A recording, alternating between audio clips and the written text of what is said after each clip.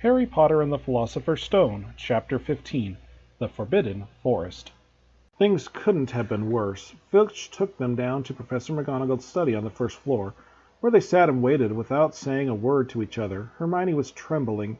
Excuses, alibis, and wild cover-up stories chased each other around Harry's brain, each more feeble than the last. He couldn't see how they were going to get out of trouble this time. They were cornered. How could they have been so stupid as to forget the cloak? There was no reason on earth that Professor McGonagall would accept their being out of bed and creeping around the school in the dead of night, let alone being up in the tallest astronomy tower, which was out of bounds except for classes. Add Norbert and the invisibility cloak, and they might as well be packing their bags already. Had Harry thought that things couldn't have been worse? He was wrong. When Professor McGonagall appeared, she was leading Neville. "Harry!" Neville burst out the moment he saw the other two. "I was trying to find you and warn you. I heard Malfoy saying he was going to catch you. He said you had a drag." Harry shook his head violently to shut Neville up, but Professor McGonagall had seen it. She looked more likely to breathe fire than Norbert as she towered over the three of them. "I would never have believed it of any of you. Mr. Filch says you were up in the astronomy tower. It's 1 o'clock in the morning. Explain yourselves." It was the first time Hermione had ever failed to answer a teacher's question. She was staring at her slippers, as still as a statue.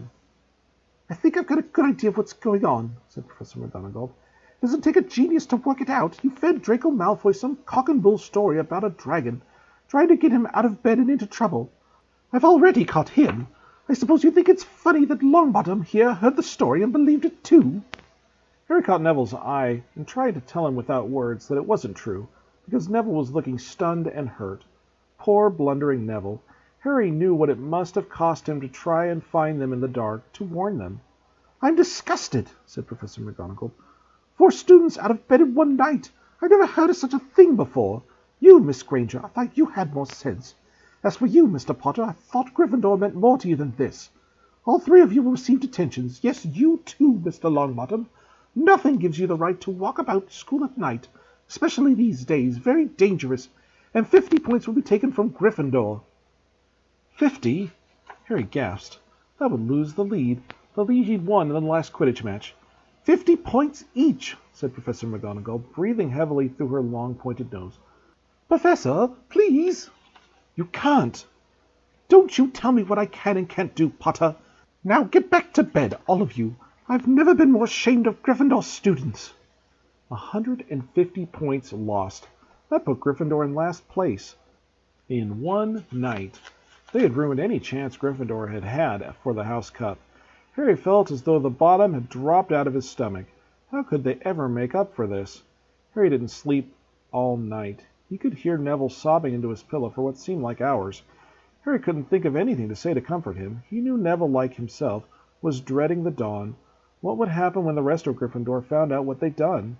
At first, Gryffindors passing the giant hourglass that recorded the house points the next day thought there'd been a mistake.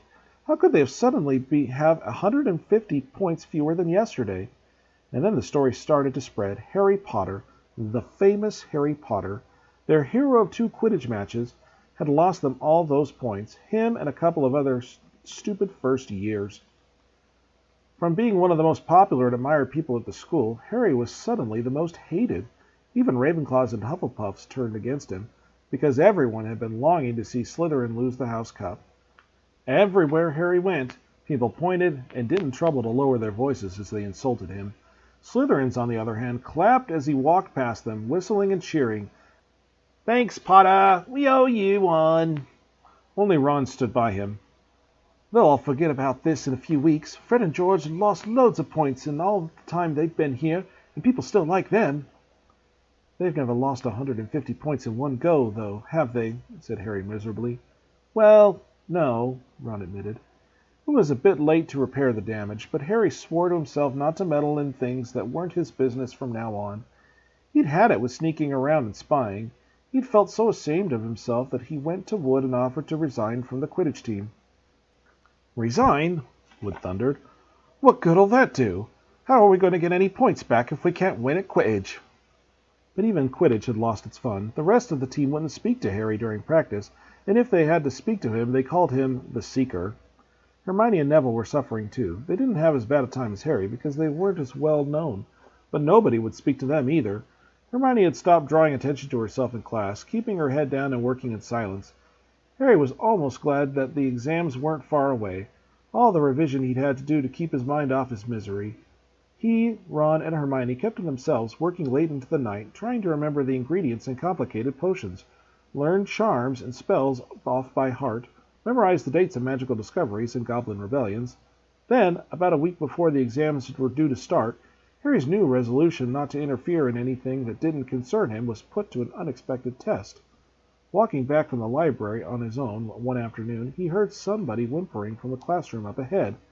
As he drew closer, he heard Quirrell's voice. No, not again, please. It sounded as though someone was threatening him. Harry moved closer. All right, he heard Quirrell sob. Next second, Quirrell came hurrying out of the classroom, straightening his turban. He was pale and looked as though he was about to cry. He strode out of sight. Harry didn't think Quirrell had even noticed him. He waited until Quirrell's footsteps had disappeared, then peered into the classroom. It was empty, but a door stood ajar at the other end. Harry was halfway towards it before he remembered what he'd promised himself about not meddling. All the same, he'd have gambled 12 Philosopher's Stones that Snape had just left the room, and from what Harry had just heard, Snape would be walking with a new spring in his step. Quirrell seems to have given in at last. Harry went back to the library where Hermione was testing Ron on astronomy. Harry told them what he'd heard. Snape's done it, then, said Ron. If Quirrell's told him how to break his anti-dark force spell. They're still fluffy, though, said Hermione. Maybe Snape's found out how to get past him without asking Hagrid, said Ron, looking up at the thousands of books surrounding them. I bet there's a book somewhere in here telling you how to get past a giant three-headed dog. So what are we going to do, Harry? The light of adventure was kindling again in Ron's eyes, but Hermione answered before Harry could. Go to Dumbledore. That's what we should have done ages ago. If we try anything ourselves, we'll be thrown out for sure. Well, we've got no proof, said Harry.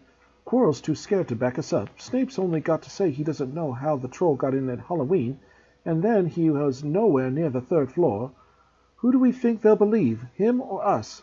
It's not exactly a secret we hate him. Dumbledore'll think we made it up to get him sacked. Filch wouldn't help us if his life depended on it. He's too friendly with Snape, and the more students get thrown out, the better, he thinks.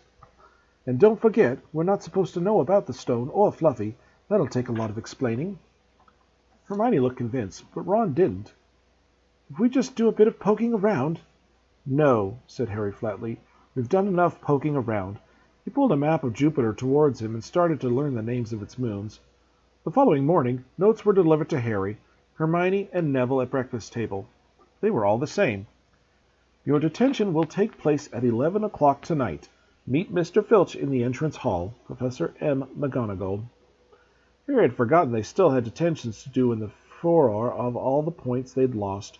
He half expected Hermione to complain that this was a whole night of revision lost, but she didn't say a word. Like Harry, she felt they deserved what they got. At 11 o'clock that night they said goodbye to Ron in the common room and went down to the entrance hall with Neville. Filch was already there, and so was Malfoy. Harry had also forgotten that Malfoy had got detention too. Follow me, said Filch, lighting a lamp and leading them outside. I bet you'll think twice about breaking a school rule again, won't you, eh? He continued, leering them on. Oh, yes, hard work and pain are the best teachers, if you ask me. It's just a pity they let the old punishments die out. Hang you by your wrist from the ceiling for a few days. I've got the chains still in my office. Keep 'em well oiled in case they're ever needed. Right, off we go. And don't think of running off now. It'll be worse for you if you do. They marched across the dark grounds. Neville kept sniffling. Harry wondered what their punishment was going to be. It must be something really horrible, or Filch wouldn't be sounded so delighted. The moon was bright, but the clouds scuttled across it, kept throwing them into darkness. Ahead, Harry could see the lighted windows of Hagrid's hut. Then they heard a distant shout. Is that you, Filch? Hurry up! I want to get started. Harry's heart rose. If they were going to be working with Hagrid, it wouldn't be so bad. His relief must have showed in his face, because Filch said, I suppose you think you'll be enjoying yourself with that oaf. Well, think again, boy. It's into the forest you're going, and I'm much mistaken if you'll all come out in one piece." At that, Neville let out a little moan, and Malfoy stopped dead in his tracks. "The forest?" he repeated, and he didn't sound quite as cool as usual. "We can't go in the forest at night. There's all sorts of things in there. Werewolves, I've heard." Neville clutched the sleeve of Harry's robe and made a choking noise. "That's your lookout, isn't it?" said Filch, his voice cackling with glee. "Should have thought of them werewolves before you got in trouble, shouldn't you?" Hagrid came striding towards them out of the dark, Fang at his heel. He was carrying his large crossbow, and a quiver of arrows hung over his shoulder. "About time," he said. "I've been waiting for half an hour already. All right, Harry, Hermione." "I shouldn't be too friendly to them, Hagrid," said Filch coldly. "They're here to be punished, after all." "That's why you're late, is it?" said Hagrid, frowning at Filch. "Been lecturing on them, May? It's not your place to do that. You're done your bit. I'll take over from here." "I'll be back at dawn," said Filch, "for what's left of them," he added nastily, and he turned and started back towards the castle, his lamp bobbing away in the darkness. Malfoy now turned to Hagrid. "I'm not going in that forest," he said, and Harry was pleased to hear the note of panic in his voice. "You are if you want to stay at Hogwarts," said Hagrid fiercely. "You've done wrong, and now you're going to pay for it." "But this is servant stuff. It's not for students to do. I thought we'd be writing lines or something. If my father knew I was doing this, he'd—" "Tell you that's how it is at Hogwarts," Hagrid growled. "Writing lines? What good's that to anyone? You'll do something useful or you'll get out. If you think your father'd rather you were expelled, then go back off to the castle and pack. Go on." Malfoy didn't move. He looked at Hagrid furiously, but then dropped his gaze. "Right then," said Hagrid. "Now listen carefully, 'cause it's dangerous what we gotta do tonight, and I don't want no one taking risks. Follow me over here for a moment." He led them to the very edge of the forest. Holding his lamp high, he pointed down a narrow, winding earth track that disappeared in the thick black trees. A light breeze lifted their hair as they looked into the forest. "Look there," he said Hagrid. "See that stuff shining on the ground? Silvery stuff? That's unicorn blood. There's a unicorn in there been hurt bad by somewhat. This is the second time in a week. I found one dead last Wednesday. We're going to try and find the poor thing. We might have to put it out of its misery." "And what if whatever hurt the unicorn finds us first?" said Malfoy, unable to keep the fear out of his voice. "There's nothing that lives in the forest that'll hurt you if you're with me or Fang," said Hagrid. "And keep to the path. Right now, we're going to split into two parties and follow the trail in different directions. There's blood all over the place. It must have been staggered around since last night at least." "I want Fang," said Malfoy quickly, looking at Fang's long teeth. "All right, but I'll warn you, he's a coward," said Hagrid. "So me, Harry, and Hermione will go one way, and Draco and Neville and Fang will go another. Now, if any of us finds a unicorn, we'll send up green sparks, right? Get your wands out and practice now. That's it. And if anyone gets into trouble, send up red sparks and we'll all come and find you. So be careful. Let's go." The forest was black and silent. A little way into it, they reached a fork in the earth path, and Harry, Hermione, and Hagrid took the left path, while Malfoy, Neville, and Fang took the right. They walked in silence, their eyes on the ground. Every now and then, a ray of moonlight through the branches above lit a spot of silver-blue blood on the fallen leaves. Harry could see that Hagrid looked very worried. "Could a werewolf be killing the unicorns?" Harry asked. "Not fast enough," said Hagrid. "It's not easy to catch a unicorn. They're powerful magic creatures. I never knew one to be hurt before." They walked past a mossy tree stump. Harry could hear running water. There must be a stream somewhere close by. There were still spots of unicorn blood here and there along the winding path. "You all right, Hermione?" Hagrid whispered. "Don't worry if you can't have gone far if it's this badly hurt, and then we'll be able to get to her. Get behind that tree!" Hagrid seized Harry and Hermione and hoisted them off the path behind a towering oak. He pulled out an arrow and fitted it into his crossbow, raising it ready to fire. The three of them listened. Something was slithering over dead leaves nearby. It sounded like a cloak trailing along the ground. Hagrid was squinting up the dark path, but after a few seconds the sound faded away. "I knew it," he muttered. "There's something in here that shouldn't be." A werewolf? Harry suggested. That wasn't no werewolf, and it wasn't no unicorn neither, said Hagrid grimly. Right, follow me. Be careful now. They walked more slowly, ears straining for the faintest sound. Suddenly, in a clearing ahead, something definitely moved. Who's there? Hagrid called. Show yourself, I'm armed. And into the clearing came, was it a man or a horse? To the waist, a man with red hair and a beard, but below that was a horse's gleaming chestnut body with a long, reddish tail. Harry and Hermione's jaws dropped. Oh, it's you, Ronan, said Hagrid in relief. How are you? He walked forward and shook the centaur's hand. Good evening to you, Hagrid, said Ronan. He had a deep, sorrowful voice. Were you going to shoot me? Can't be too careful, Ronan, said Hagrid, patting his crossbow. There's something bad loose in the forest. This is Harry Potter and Hermione Granger, by the way, students up at the school. And this is Ronan, you two. He's a centaur. We noticed, said Hermione faintly. Good evening, said Ronan. Students, are you? And do you learn much up at the school? A bit, said Hermione timidly. A bit. Well, that's something, Ronan sighed. He flung back his head and stared at the sky. Mars is bright tonight. Yeah, said Hagrid, glancing up too. Listen, I'm glad we ran into you, Ronan, 'cause there's a unicorn bit hurt. You seen anything? Ronan didn't answer immediately. He stared unblinkingly upwards and then sighed again. Always the innocent are the first victims, he said. So it has been for ages past. So it is now. Yeah, said Hagrid. But have you seen anything, Ronan? Anything unusual? Mars is bright tonight, Ronan repeated while Hagrid watched him impatiently. Unusually bright. Yeah, but I meant anything unusual a bit nearer to home, said Hagrid. So have you haven't noticed anything strange? Yet again Ronan took a while to answer. At last he said, The forest hides many secrets.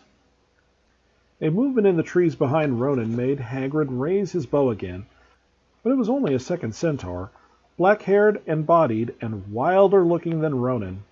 Hello, Bane, said Hagrid. All right? Good evening, Hagrid. I hope you are well.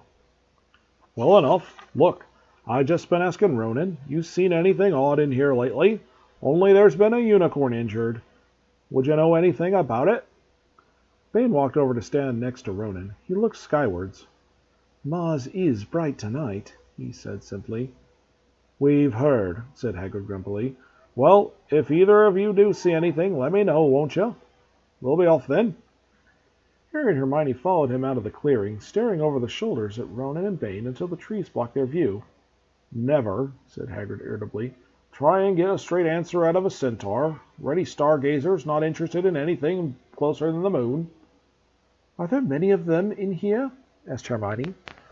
Oh, a fair few. Keep themselves to themselves mostly, but they're good enough about turning up if you ever want a word.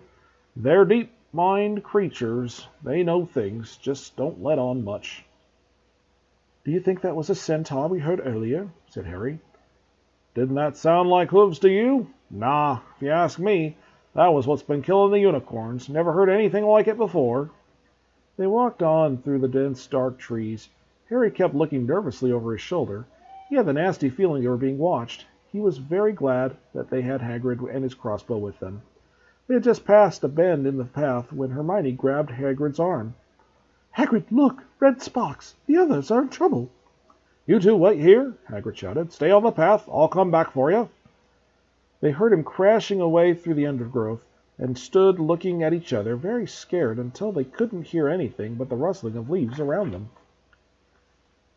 "You don't think they've been hurt, do you?" whispered Hermione. "I don't care if Malfoy has, but if something's got Neville, it's our fault he's in here in the first place." The minutes dragged by. Their ears seemed sharper than usual. Harry seemed to be picking up every sigh of the wind, every crackling twig. What was going on? Where were the others? At last, a great crunching noise announced Hagrid's return. Malfoy, Neville, and Fang were with him. Hagrid was fuming. Malfoy, it seemed, had sneaked up behind Neville and grabbed him for a joke. Neville had panicked and sent up the sparks.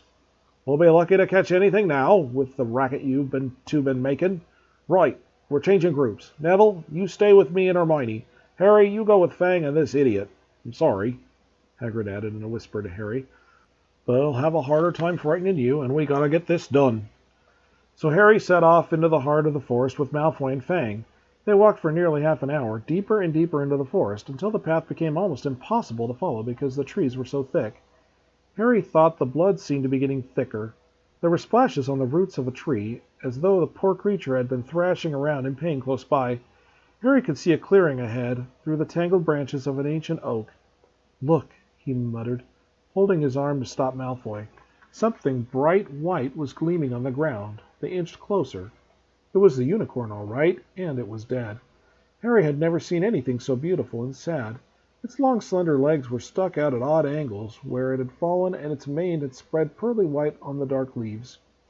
Harry had taken one step toward it when a slithering sound made him freeze where he stood. A bush on the edge of the clearing quivered. Then, out of the shadows, a hooded figure came crawling across the ground like some stalking beast. Harry, Malfoy, and Fang stood transfixed. The cloaked figure reached the unicorn, lowered its head over the wound at the animal's side, and began to drink its blood. Ugh! Malfoy let out a terrible scream and bolted. So did Fang. The hooded figure raised its head and looked right at Harry. Unicorn blood was dribbling down its front. It got to its feet and came swiftly towards him. He couldn't move for fear. Then a pain pierced his head like he'd never felt before. It was as though his scar was on fire. Half blinding, he staggered backwards. He heard hooves behind him, galloping, and something jumped clean over him, charging at the figure. The pain in Harry's head was so bad he fell to his knees. It took a minute or two to pass. When he looked up, the figure had gone. A centaur was standing over him, not Ronan or Bane. This one looked younger. He had white blonde hair and a palomino body. "Are you all right?" said the centaur, pulling Harry to his feet. "Yes, thank you. What was that?" The centaur didn't answer. He had astonishingly blue eyes, like pale sapphires. He looked carefully at Harry, his eyes lingering on the scar which stood out, livid, on Harry's forehead. "You are the Potter boy," he said. "You had better get back to Hagrid. The forest is not safe at this time, especially for you. Can you ride? It will be quicker this way. My name is Frenzy," he added, as he lowered himself on his front legs so that Harry could clamber onto his back.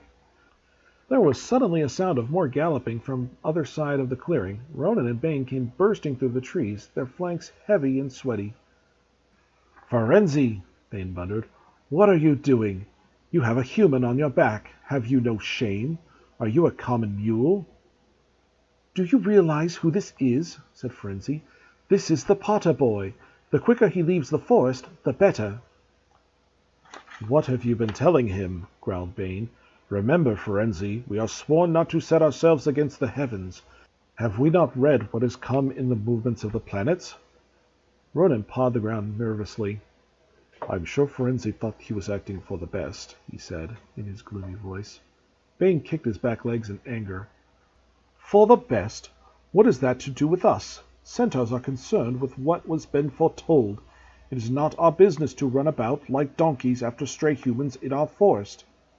Firenze suddenly reared on his hind legs in anger so that Harry had to grab onto his shoulders to stay on. "Do you not see that unicorn?" Firenze bellowed at Bane. "Do you not understand why it was killed, or have the planets not let you in on that secret? I set myself against what is lurking in the forest, Bane. Yes, with humans alongside me if I must." And Firenze whisked about. With Harry clutching on as best he could, they plunged off into the trees, leaving Ronan and Bane behind them. Harry didn't have a clue what was going on. "Why is Bane so angry?" he asked. "What was the thing you were saving me from, anyway?" Firenze slowed to a walk, warned Harry to keep his head bowed in case of low-hanging branches, but did not answer Harry's question. They made their way through the trees in silence for so long that Harry thought Firenze didn't want to talk to him any more. They were pressing through a particularly dense patch of trees, however, when Firenze suddenly stopped. "Harry Potter, do you know what unicorn blood is used for?" "No," said Harry, startled by the odd question. "We've only used the horns and the tail hairs in potions." "That's because it is a monstrous thing to slay a unicorn," said Firenze. "Only one who has nothing to lose and everything to gain would commit such a crime. The blood of a unicorn will keep you alive, even if you are at an inch from death, but at a terrible price. You have slain something pure and defenseless to save yourself, and you will have but a half-life, a cursed life, from the moment the blood touches your lips." Harry stared at the back of Frenzy's head, which was dappled with silver in the moonlight. "But who'd be so desperate?" he wondered aloud. "If you're going to have a cursed life forever, death's better, isn't it?" "It is," Frenzy agreed, "unless all you need is to stay alive long enough to drink something else, something that will bring you back to full strength and power, something that will mean you can never die. Mr. Potter, do you know what is hidden in the school at this very moment?" "The Philosopher's Stone, of course, the elixir of life, but I don't understand who." "Can you think of nobody who has waited many years to return to power, who has clung to life, waiting their chance?" It was as though an iron fist had clenched suddenly around Harry's heart. Over the rustling of the trees, he seemed to hear at once more what Hagrid had told him on the night they had met. "Some say he died. Codswallop, in my opinion. Don't know if he had enough human left in him to die." "Do you mean," Harry croaked, "that was Harry! Harry, are you all right?" Hermione was running towards them down the path, Hagrid puffing along behind her. "I'm fine," said Harry, hardly knowing what he was saying. "The unicorn's dead, Hagrid. It's in the clearing back there." "This is where I leave you," Frenzy muttered as Hagrid hurried off to examine the unicorn. "You are safe now." Harry slid off his back. "Good luck, Harry Potter," said Frenzy. "The planets have been read wrongly before now, even by centaurs. I hope this is one of those times." He turned and cantered back into the depths of the forest, leaving Harry shivering behind him. Ron had fallen asleep in the dark common room, waiting for them to return. He shouted something about Quidditch fouls when Harry roughly shook him awake. In a matter of seconds, though, he was wide-eyed as Harry began to tell him and Hermione what had happened in the forest. Harry couldn't sit down. He paced up and down in front of the fire. He was still shaking. "Snape wants the stone for Voldemort, and Voldemort's waiting in the forest. And all this time we thought Snape had just wanted to get rich." "Stop saying the name," said Ron in a terrified whisper, as if he thought Voldemort could hear him. Harry wasn't listening. "Frenzy saved me.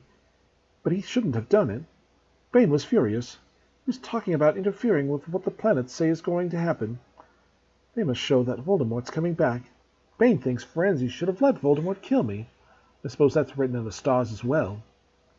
"Will you stop saying the name?" Ron hissed. "So all I've got to wait for now is Snape to steal the stone," Harry went on, feverishly. "Then Voldemort will be able to come back and finish me off. Well, I suppose Bane will be happy." Hermione looked very frightened, but she had a word of comfort. "Harry, everyone says Dumbledore's the only one you know who was ever afraid of. With Dumbledore around, you know who won't touch you. Anyway, who says the centaurs are right? It sounds like fortune-telling to me, and Professor McGonagall says that's a very imprecise branch of magic." The sky had turned light before they stopped talking. They went to bed exhausted, their throats sore, but the night's surprises weren't over. When Harry pulled back his sheets, he found his invisibility cloak folded neatly underneath them. There was a note pinned to it. "Just in case."